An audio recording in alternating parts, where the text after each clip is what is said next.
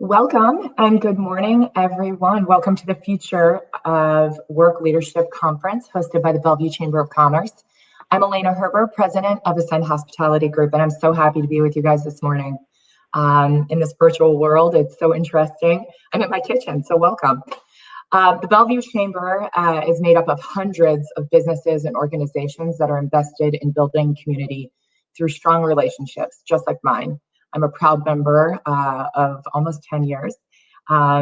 We share knowledge and we talk about leading on policy issues that are vital to our region.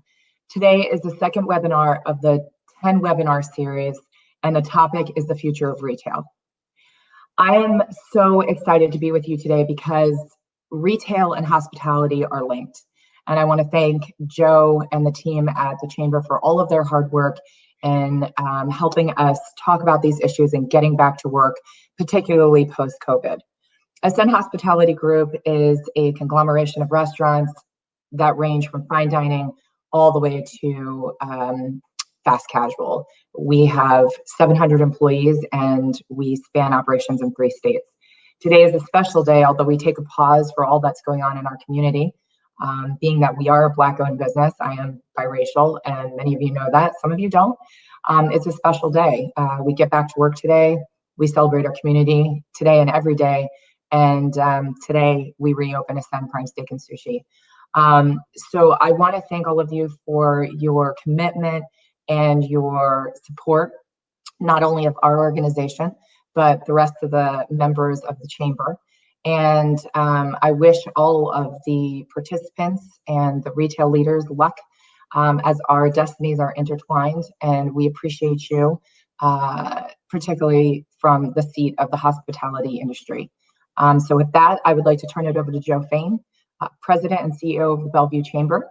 And he will talk to you a little bit more about the program as well as future Chamber updates and events. Joe? Thank you so much, Elena. I really appreciate you taking the time to be with us today, especially since this is a huge day for you.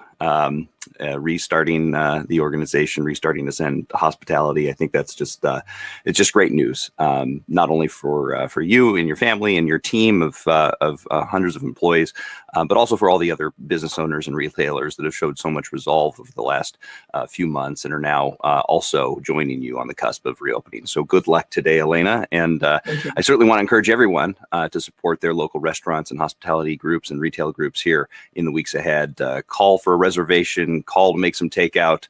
It'll absolutely be worth it. So good luck today, Elena. Thanks so much. Appreciate it.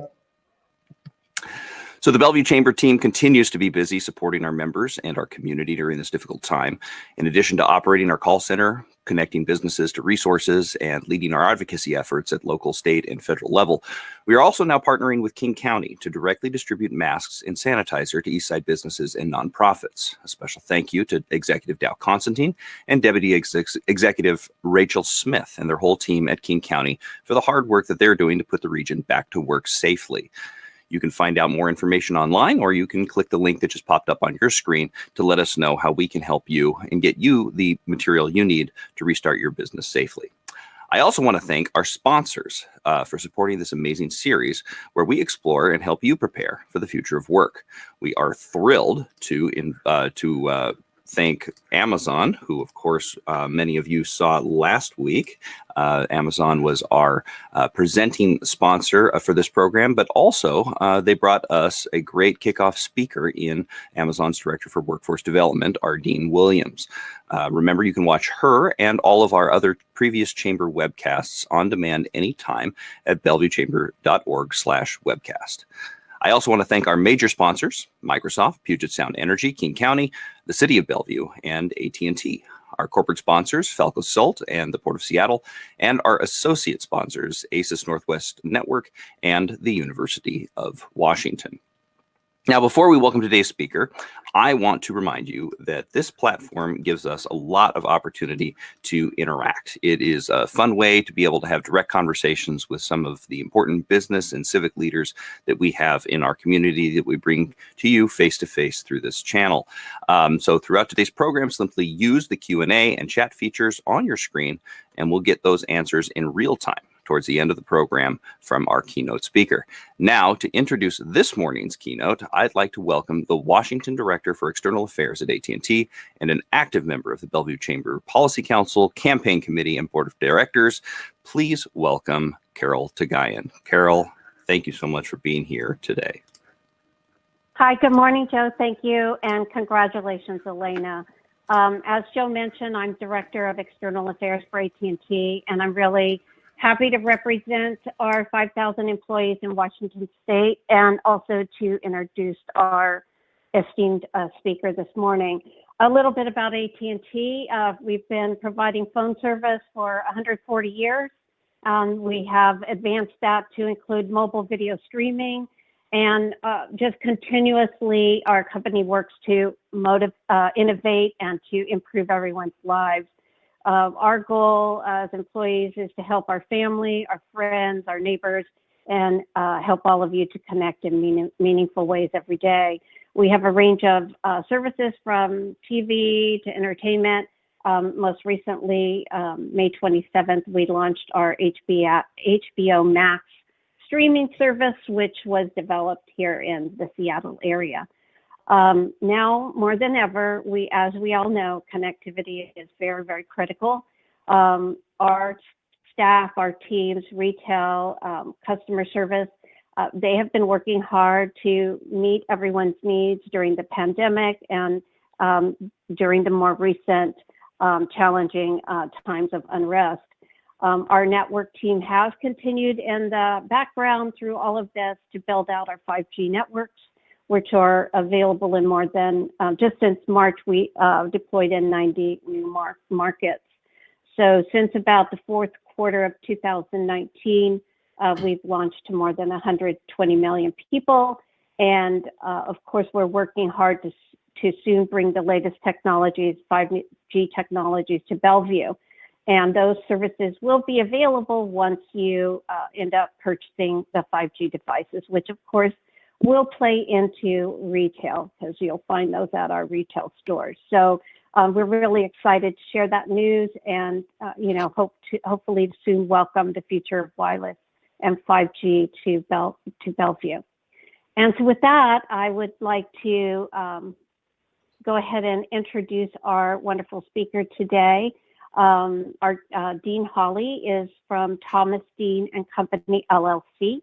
He started back in 1973 with Nordstrom as a part-time seller and graduated in 1975 from UW School of Business. He continued his career with Nordstrom, and in 1980 to become a full-time buyer in the divisional merchandise manager, and he was deeply involved with the development of the Nordstrom product group. He later retired in 2002 as the divisional vice president for Nordstrom product group. In 2002, NPG, Nordstrom product group, developed, sourced, and delivered 27.5%, a huge percentage of all the merchandise sold at Nordstrom. In 2004, he co-founded a men's and boys sportswear line called Taylor Bird, and later sold the interests to his co-founding partner, Chris Crowley. In 2007, he co-founded and updated traditional men's and boys wear line Thomas Dean and Company with his partner, Thomas Bonomo. And it is still operational. Thomas Dean and Company LLC has sold as many as 400 plus retail stores in North America, and they have e-commerce stores as well since 2008. But long after retirement in 2014, he still co-founded a modern menswear collection called Goodman Brand, which is sold at Nordstrom, Amazon, independent premium retailers, and e-commerce stores today. In April of 2020, Dean sold his interest to his partner, Russell Wilson. So Dean, we are very happy to welcome you. He has a wife, Trudy, 2 daughters. He's been a Bellevue resident for 30 years, and we would all like you to give a warm welcome without applauding, but a warm welcome to Dean Hawley. Welcome, Dean. Thank you. Thank you, Carol. When I was approached to do or asked to do this talk, it was a little daunting because the topic being retail represent about 70% of overall business in the United States. So naturally I said, wait a second, this is too big of a topic. And so what I wanted to do, and what I'm going to do, is draw it down to a more specific area, and that's apparel and footwear, and even more so in the Pacific Northwest, though there'll be some crossing over to national. What's fascinating and is about the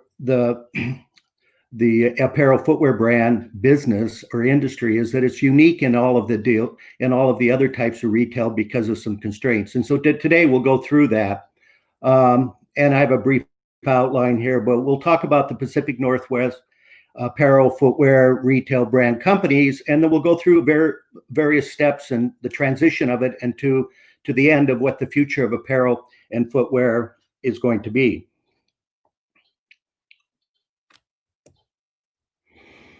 So the Pacific Northwest footwear retail branded business is quite large, actually. I was involved with WSU's apparel merchandising design textile school, and we did a lot of research, and it became surprising that it's one of the top 5 regions in the United States for this particular category of retail. Now, we did that back in 2012 or so. So I would imagine now we're probably within the top 3. And what's fascinating about the Northwest, people think about the Northwest from technology, innovation. They think about it for aerospace technology. But when you said, wow, you guys are a fashion center in the United States, you go, really? What about New York? What about Chicago, Dallas, and those regions? And that's true. But if you take a small sampling of just what's going on in the Northwest and the players in the Northwest, and I'll just call it abbreviated A&F retail brand innovators, you have Nordstrom, and everybody knows the legendary customer service standards, and they've been very innovative as merchants. Tommy Bahama is one of many aspirational lifestyle brands. Their little code is living the island life. REI, which is it's a retail co-op. It's been in operation since 1938. And, it's focused on activity-based customer. And then, of course, Amazon, which is defining e-commerce and merchandise delivery to customers. So we have these great companies, and there's many more that reside in the Pacific Northwest that are actually forcing change into the industry. The A&F, I like to call it and look at things from the concept to closet. And that whole aspect is changing, and it's changing rapidly. And what's happened recently with COVID-19 and obviously the social unrest and that is just accelerating that. And retailers are having to get on board to figure out how to continue with the openings in that. But let's go back and take a look at why is it in the paper now? We have all of these, you open up the Wall Street Journal, the Pacific Islands, or any trade publication, it's so-and-so is going out of business, so-and-so is filing Chapter 11, so-so is reorganizing, we're looking at finance, the death of retail, there isn't going to be any malls, are all closing and that.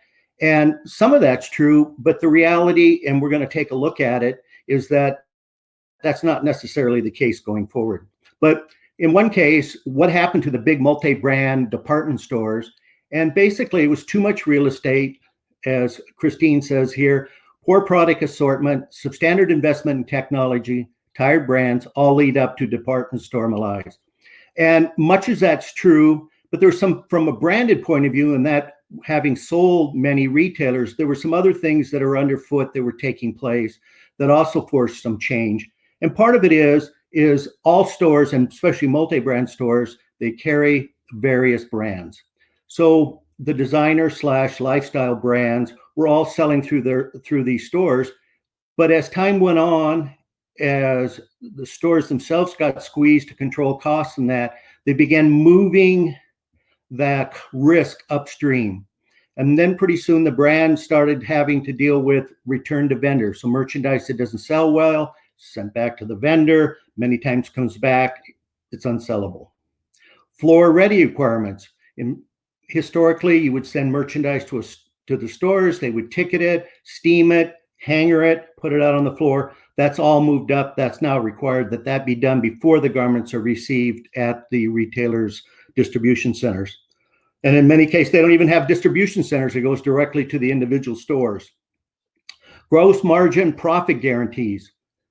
There are very few industries where the seller has to guarantee the customer's profitability. And so, that's a tough one because they don't really have control of the environment. And then dropship programs. We carry the inventory now. Customer comes in, buys it, but we're holding the inventory. We're doing the shipping. We're going direct to the customer.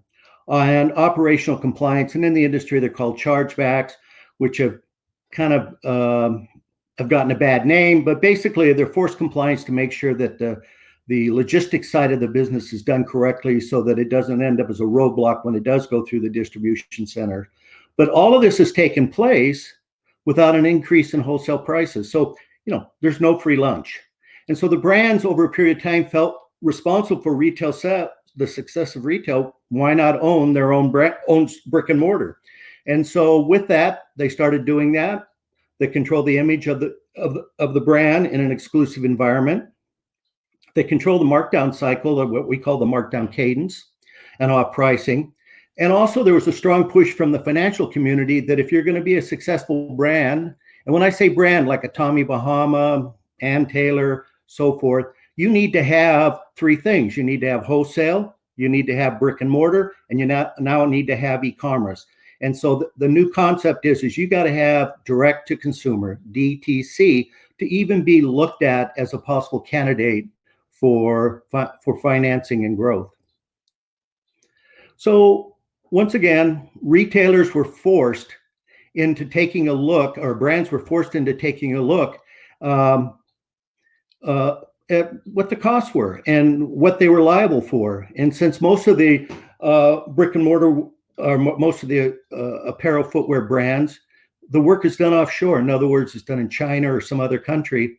And so they're sandwiched in between because they can't force that cost upstream to the offshore suppliers, and so they've got to absorb it into their wholesale cost.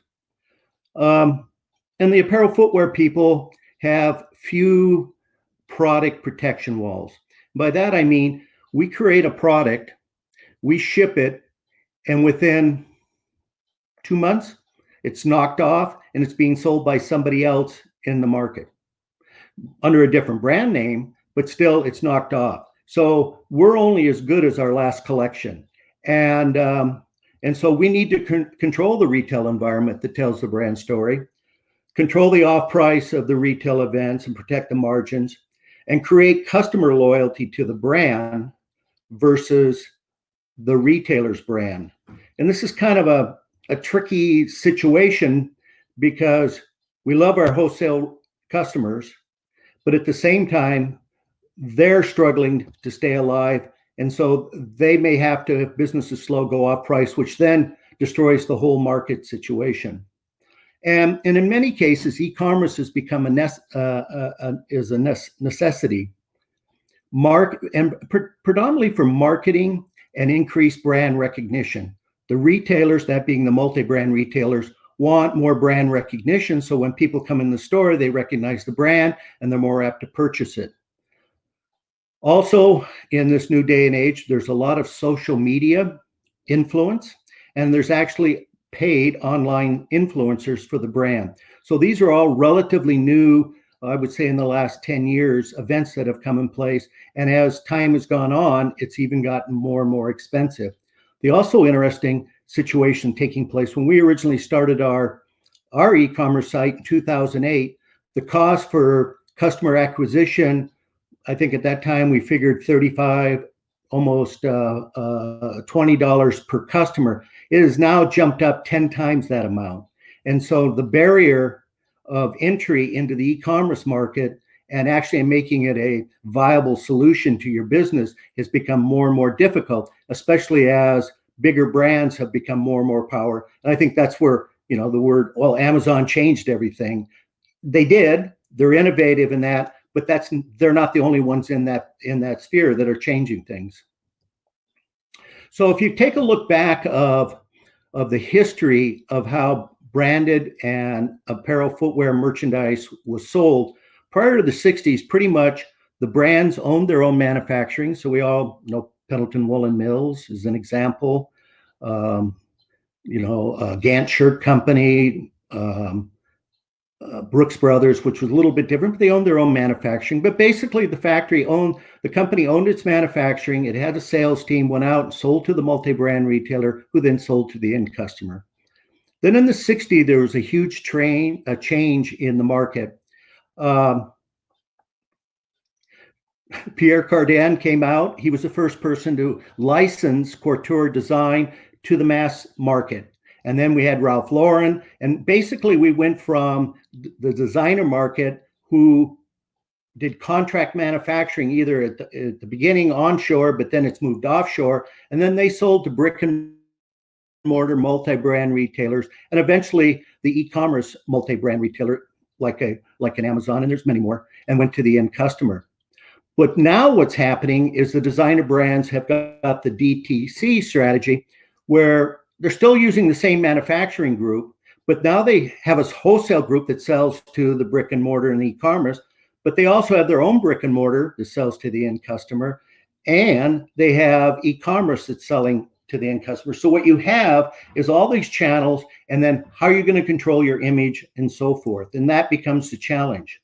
So it's interesting. I took a look at, and I'll quantify this, just a sampling. It's kind of an idea of what's going on, but I looked at the Bellevue collection. I looked at 77 storefronts. Of the 77 storefronts, 61 of them were brand lifestyle stores. That being, like I said, Tommy Bahama, Vince, those type of stores.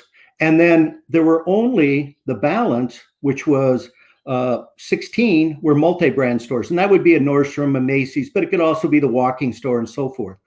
What was also interesting, of those 61 brands, 45 are sold on Amazon, about 27 are sold at Nordstrom, and about 23 were sold at Macy's. So one brand could be sold in its own store, and every one of the 61 brands had its own e-commerce site.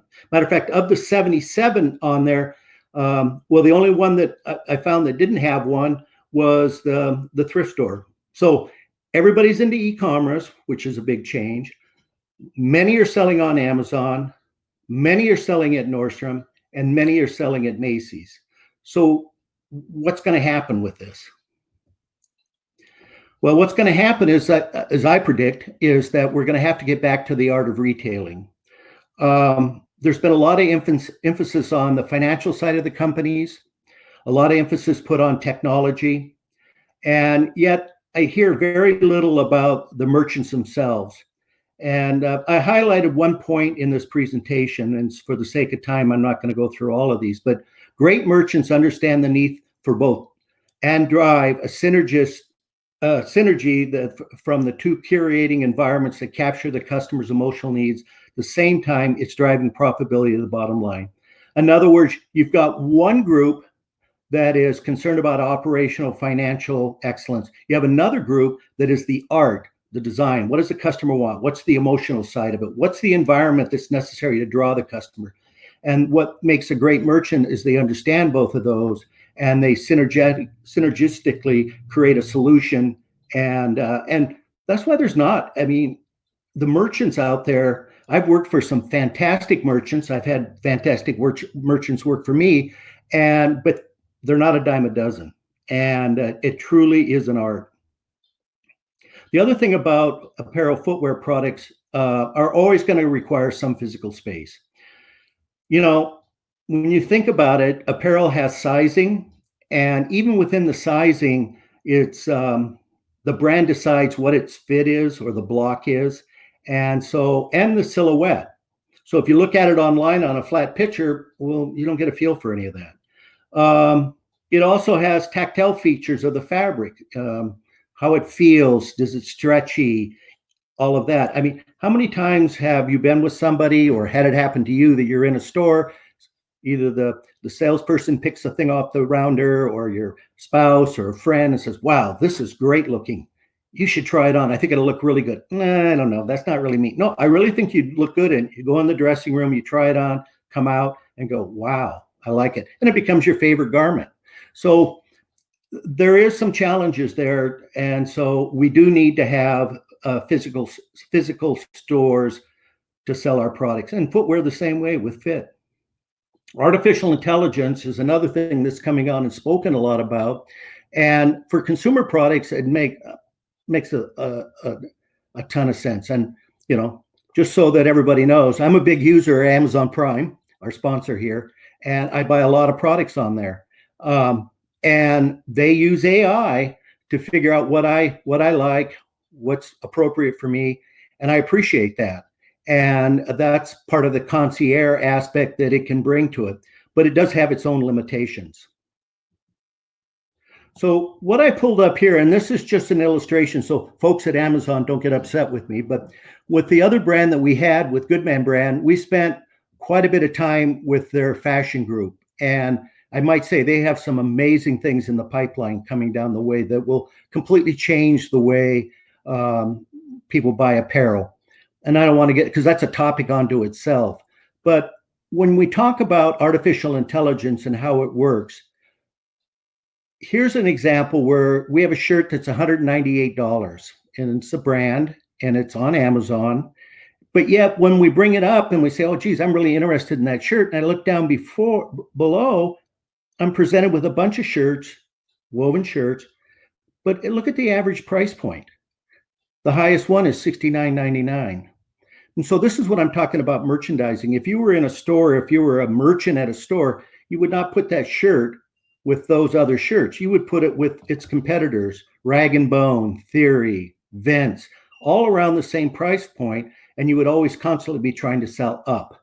And so this is where some work needs to be done. And I think, and Amazon's fully aware of this, so I'm not talking out of school on this, and they're working on it in order to get it set up so that they can make and be a true, authentic brand location for brands to thrive and sell their products.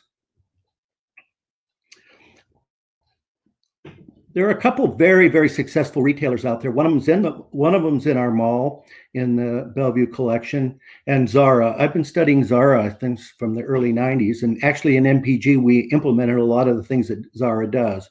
But they're vertical. They're a brand manufacturer. They own their own brick and mortar, and they're an e-commerce retail brand, but they sell direct to the customer. And they're, at times they're the number one and fastest growing retailer in the world. So they're doing a lot of things right, and that they themselves is a study unto itself. Target, I've always been impressed with Target, and we've lost, in my career working in Nordstrom, I lost many good people to Target in their private label division. Many of the brands they sell on their floor, you don't know it, but they are private label, and they control the environment, and the results are in the pudding. They're doing very well right now. So let's take a look at the post-COVID-19 inventory realities. Right now, I can tell you our company and the other companies, most of the apparel footwear people have not shipped product since March 1st. If you look at the Puget Sound region and look at all of the warehousing down throughout the Kent Valley, Auburn, up to Sumner, where most of the products are brought in through the Port of Tacoma, those warehouses are full of spring and summer 2020 merchandise. It's sitting there. Many of the retailers were smart. They turned off the flow. They sold, like in the case of Nordstrom, they sold merchandise through the rack division to control their inventory situation. But it's backed up. And, the apparel footwear stores saw a 61% decrease in sales since March 1st, whereas the e-commerce side of their business only picked up 28%. So that still leaves a large amount of inventory in the stores. Mid-July leaves approximately 15 days of historically typical regular price selling for 2020 spring summer merchandise. And I think it's pretty safe to say the next 100 days will be a dream period for bargain seekers, but a nightmare for retailers because as they liquidate the excess inventory and destroying their margins. So what are the things that the post-COVID-19 are going to happen during this reopening? Well, Coresight research, which I think was just recently in the Seattle Times too, says 20 to 25,000 permanent store closures for 2020, with about 55%, 60% of the closures in the mall. Now, I will say we live in a bubble in Bellevue. We're fortunate. Bellevue Square, what do you want to call it? The Bellevue Collection is not a typical mall at all. And so what they're talking about is regional malls, smaller middle malls, and those are the ones that are taking the hit. I mean, we just heard up in, like for an example, up in Marysville, that mall is closing. They're the ones that are going to take the hit. And I think the critical component, and there's been a lot of talk about to a successful opening, but I think the sales personnel are key to the success of the opening. They are the facing the customer and talking to them. And when they have confidence that the appropriate safety measures are established and there's a clear and understandable process in place, that can be conveyed to the customer. The customer will come in, they'll talk to them, they'll see that the employees are comfortable with the situation, the things are in place, and then that will be the first step to a new environment. There'll be a lot of other changes, but that's the number one thing that has to be done right off the bat. And that goes back to these 3 bullet points down below is safety perception. The other thing right now, which is very interesting, is the supply chain disruption made in China may be a new liability. The Section 301, which is part of the IRS tariff code, has put on an additional, it was 15%, now it's 7.5% on top of Chinese-made goods. But the tough part about it is if you take all the countries in Asia and add up their total, even including in America, the US, and add up all of their production, it doesn't come close to the Chinese production.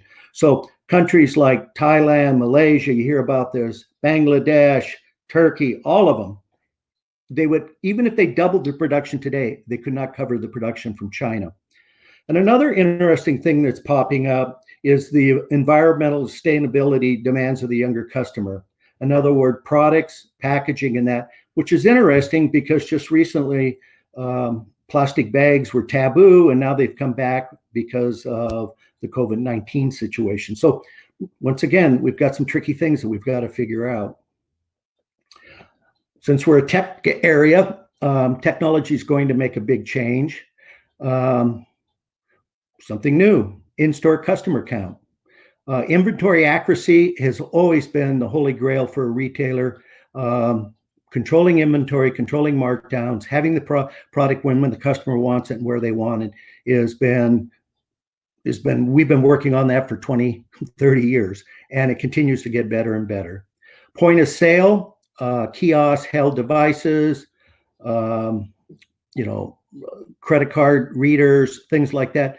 Money, I read one article where people were saying they're not sure if they want to deal in cash anymore. People put the money in a plastic bag and store it in a cabinet for 3 days, then take it back out. So not clear, but there may be some impact on good old-fashioned cash and carry. Online fulfillment, you buy in store, smaller store, smaller inventory, but we'll have it to your house the next day. We already see that going on. That's been happening for quite a few years. And also the curbside delivery.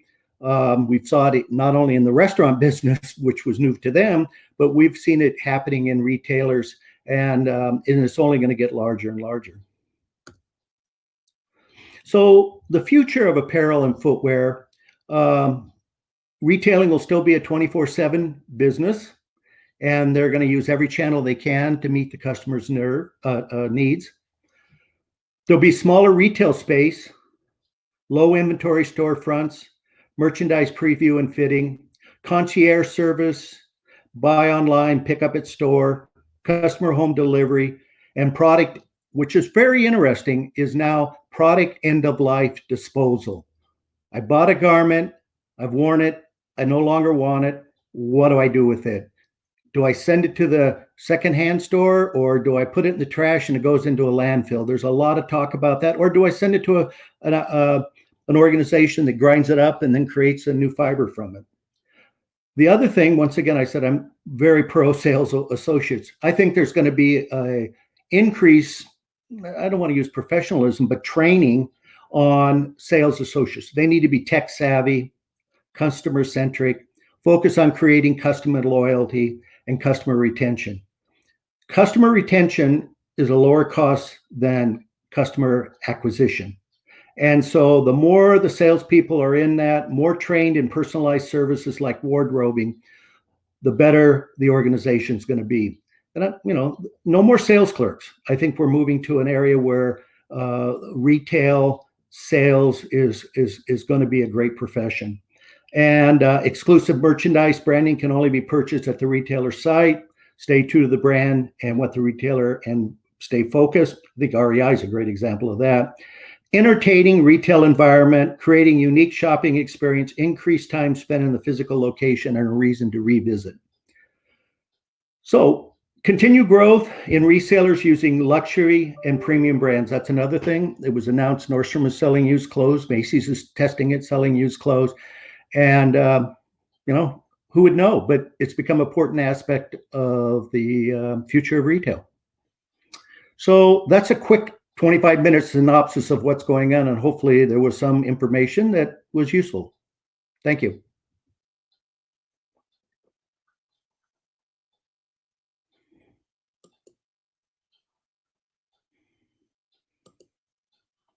In such a short period of time, and as you can see, we've got a ton of questions that have come up and been prompted by your talk, especially a talk that's punctuated with so many years of experience in the industry.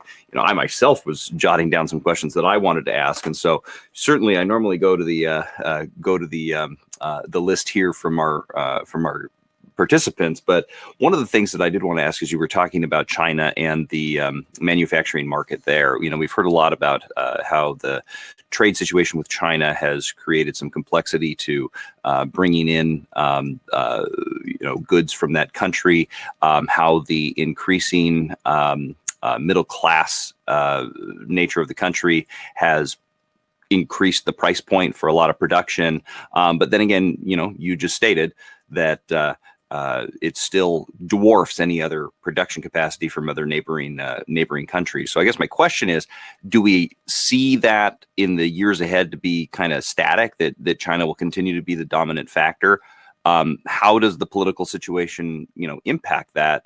And what are neighboring countries in the region doing to try to take a piece of that away from China? Yeah. Well, first of all, a talk onto its own would be sourcing of apparel internationally or worldwide. Believe it or not, there are 25 countries right now that are duty-free. I mean, I do manufacturing in a small island in the middle of the Indian Ocean called Mauritius, duty-free. I can send piece goods from Italy there, make shirts, ship them into the United States, and they're duty-free.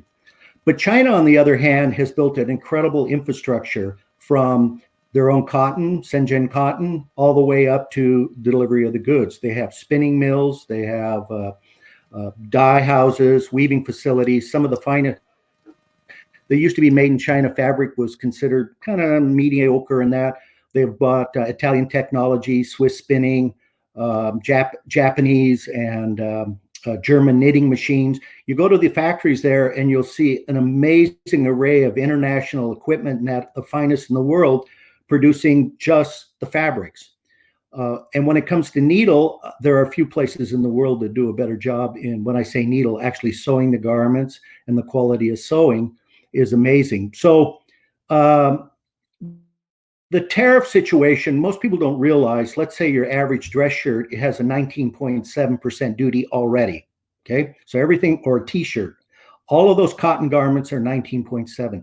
What happened with the tariffs is in Section 301 was they added an additional tariff of 15%, which now has been moved back to 7.5%. Once they get the trade negotiations done, that will drop off and it'll be back to normal.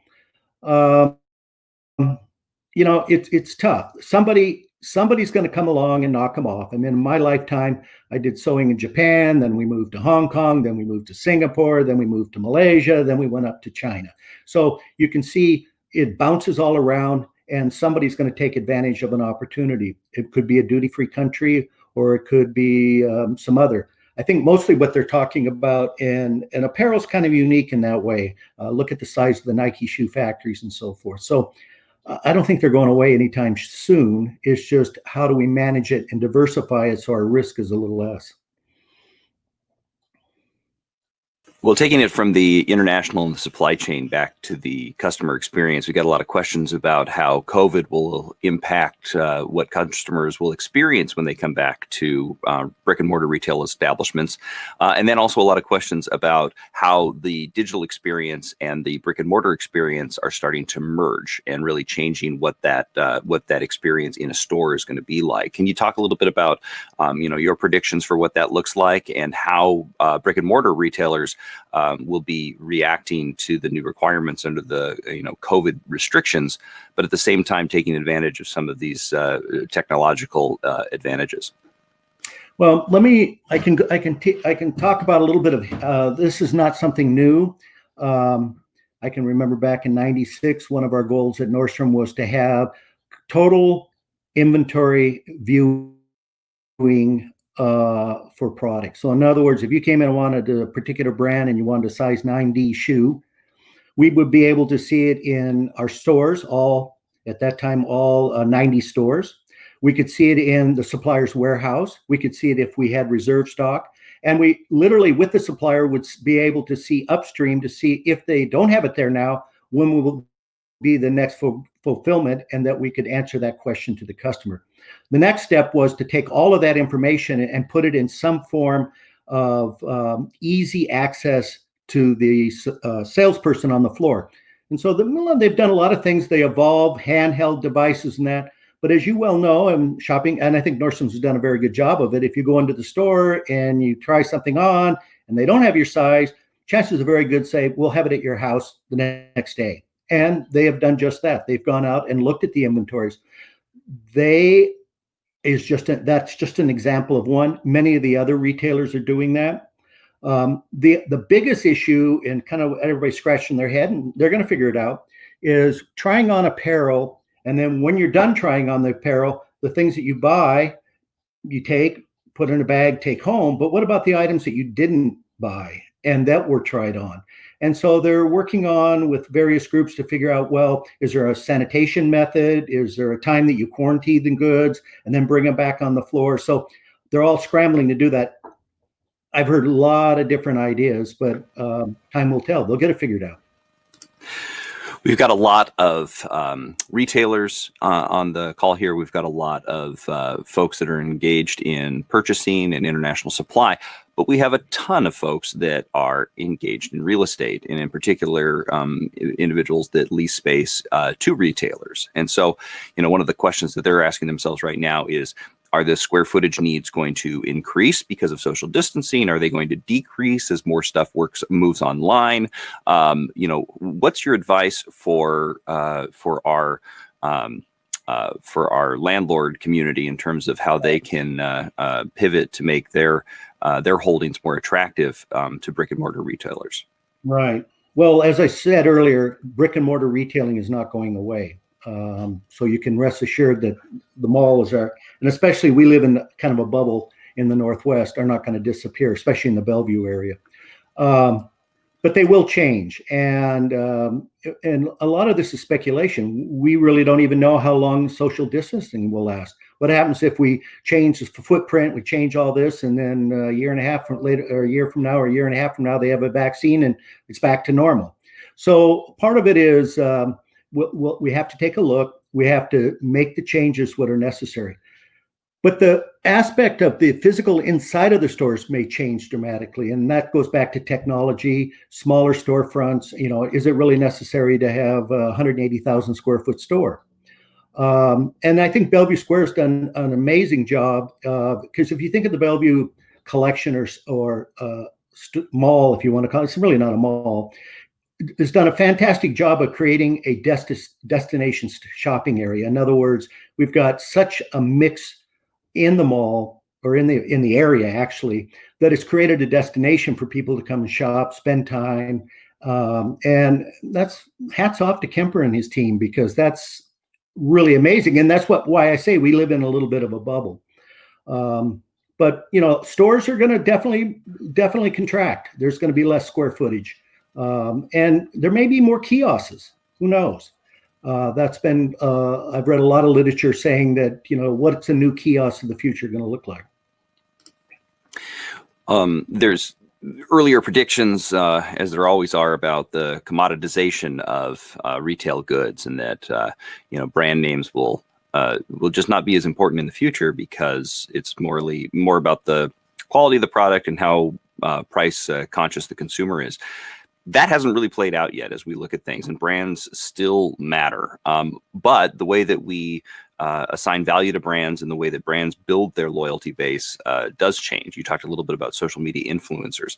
What are other ways that brands are innovating to hold on or to grow that connection that they have with the buying public? Well, what's also interesting in the apparel footwear industry is we also have layers.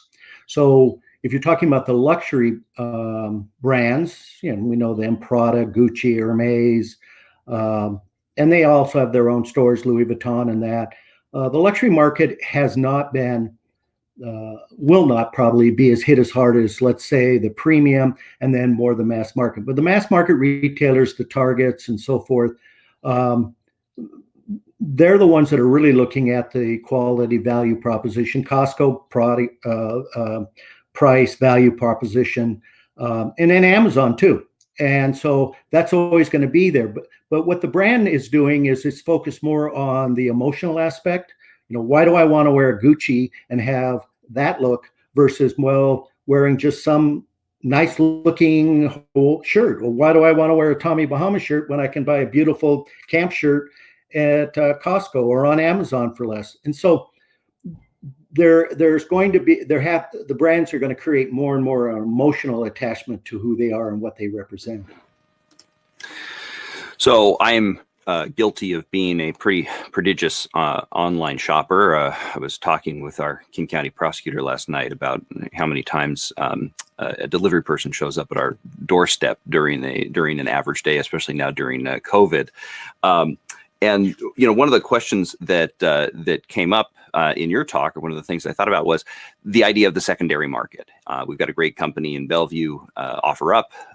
It's just one of the fastest growing, secondary market retailers, e-retailers in the United States.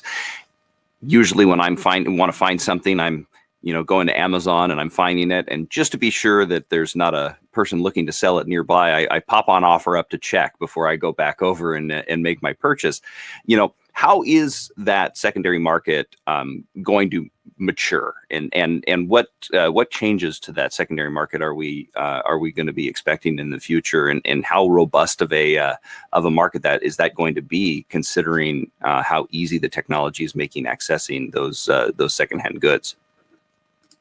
Yeah. Well, typically the products that are sold in the secondhand market happen to be premium or luxury items. Items that were very expensive. I'll use the word, they're aspirational. People want to own them, but they're not in the reach economically for them. That's one group. So you're seeing those types of brands. Think of women's handbags, Louis Vuitton, Gucci, Prada, and it just goes on. And there's stores that are selling that, and many of the retailers are going to bring that in. Even I wouldn't be surprised if the brands themselves start doing that type, where it's reconditioned, brought in, and try to capture that part of the market. More importantly, to control the brand image, control the brand quality in the marketplace. Then you have a whole other group, which is really being driven by the millennials, and that their concern is about sustainability. Fields are filling up with the $4 T-shirts and so forth, and the technology for reconstituting the yarns hasn't quite got up to speed. Many of them are working on it and trying to, but you buy a polar fleece. I'll just vest and it says on it, oh, made from recycled water bottles. And you're going to see more and more of that. There's a couple brands now that are, you buy a jean, you wear it for a period of time, or denim. And then once you get tired of it, you send it back, they grind it up, make it into new denim. So there's a lot of innovative ideas going, and a lot of it is being driven by, the millennials were like us as baby boomers, and we changed the world, and they're going to do it too, and they're going to have their way about doing it. Well, I know a lot of us are going to be purchasing a lot of new clothes over the next few weeks because our post-COVID bodies and quarantine bodies do not fit any of our pre-quarantine clothes. I know that's certainly in my case. I did have a question about where the ideas for the new retail, especially in fashion, are coming from. We've traditionally turned to Fashion Week in Paris and Milan and New York and some of these, cultural hubs for the fashion retail industry. But now as we're branching out and we've got other hubs that are the center of technology and innovation in that sector, getting involved in these industries, we see some of that shifting to those areas. So, where's the big idea in retail development and the big ideas in new products coming from these days? Is it still those traditional sources, or are we seeing a branching out of where that's coming from? Well, as I mentioned early, concept to closet. And so there's a lot of steps involved in that. But if we go back to the concept idea, when you build a garment, you basically are looking at fit. Okay, so fit is kind of the silhouette. Are we going to wear skinny leg? Are we got baggy and so forth? And then also how people like to wear it. The next part we have, which is very important, is color. Where the colors come from, how they're changing in that. And I'm talking about when we start off at ground zero to create a collection, we first start off with what's happening in color. Then we look at what's happening in fit. And then we look at tactile. Are the fabrics becoming, do they have a softness to them? Are they sheeny? Are they shiny? Are they firm? So many different, are they washed down, destroyed? Look at denim. Most of the denim sold today is heavily deconstructed, holes in it, torn up, and that. We would have never bought wouldn't pay that type of price for a pair of denim. But all of that is kind of, which fashion does. What we typically do is, first of all, it starts with the textiles. There are major shows, Premier Vision in Europe, which is in Paris. And then also we have the Milan show, which we visit. And so basically what happened is most people that are designing collections start off, they fly to Paris, they fly to Milan. And then while they're there, they shop those stores. We have a shopping route that we do. It's a 5-day trip that we take. People say, I want to go shopping with you. Well, we shop 30 stores in Paris, 40 in Milan. We fly to Florence, shop about 10 there. We fly back up to Paris, shop a few more there, take the channel over to London and shop those stores. And then when we're in Asia, we shop Japan, which is a fabulous shopping center. And all of that, we walk through stores, and we may be in a store, 5 minutes, 10 minutes, and we've already decided if there's something new, something trend. Also, when we're at these shows, we're being exposed to new technologies in textile. You're hearing a lot about comfort, temperature control, wicking, easy care. All of these items are coming out. I'm a traditionalist. I still think cotton, wool, linen, silk are great fibers, which make great textile. But you're starting to see now even those being accented with 2% lycra because the public wants more ease, more stretch, more comfort involved. So I don't know if that actually it's a college course on itself, the question you asked me.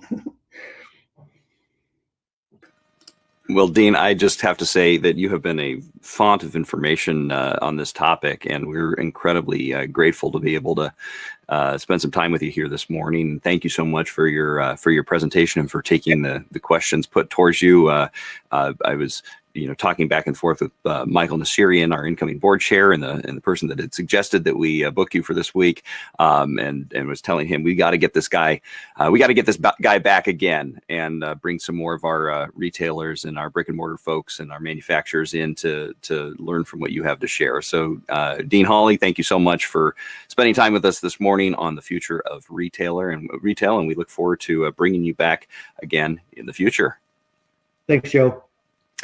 Our next installment of our program here begins again 1 week from today, 8 a.m. on Friday, June 19th, where we'll explore the future of the global workforce with entrepreneur and expert at managing a global workforce through the lens of a small business, Laura Malcolm.